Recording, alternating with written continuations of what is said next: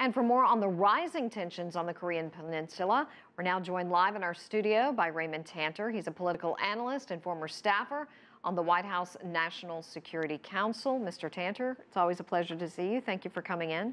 My pleasure. The DPRK just visited the ROK earlier this month for high-level talks. So why are tensions rising once again?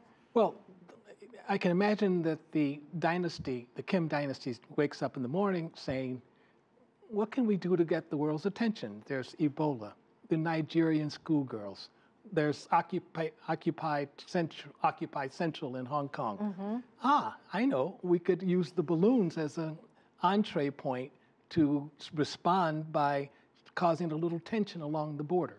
So what North Korea does is try to increase the tension in order to attract attention.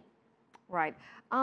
Do these anti-Pyongyang activists in the South truly believe that the leaflets and the balloons will resonate with those in the North? I mean, or we're here talking about it right now. Is this what they're looking for? Exactly. Susan, you've made your own point. That is to say, North Korea is not a normal state. It doesn't have an opposition. So when there are activists on the outside, they might eventually that might eventually resonate within the North, and all of a sudden a nascent opposition could grow. Iran, for example, has an opposition, the National Council of Resistance of Iran. Various countries have opposition groups, and some countries have civil societies. They don't need real opposition groups.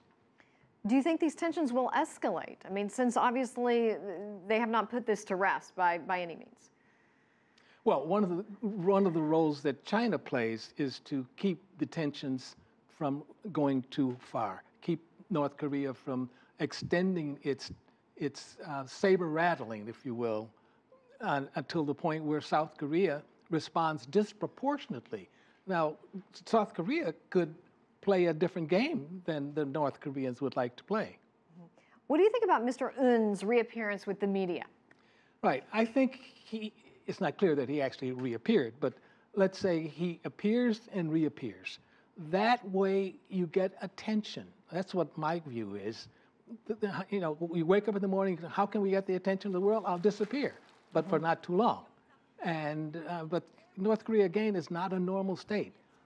There's bargaining going on, I believe, between the family on one hand and the military on the other hand, and within the family itself. Another uncle may be. How organized are these anti-Pyongyang demonstrators, and how large are they?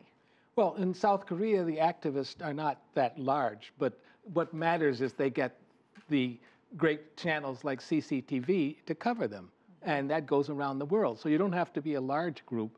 All you need to do is float a couple of balloons, and North Korea says, hey, this is a great avenue for us to get some attention, and everybody wins. The activists win.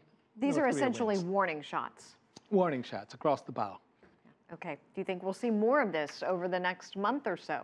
No, I suspect there will be some talks, and then things will settle down, and then there will be other kinds of border incidents or shelling in the sea. All righty. Mr. Raymond Tanter, thank you so much for your time and insight. We appreciate it.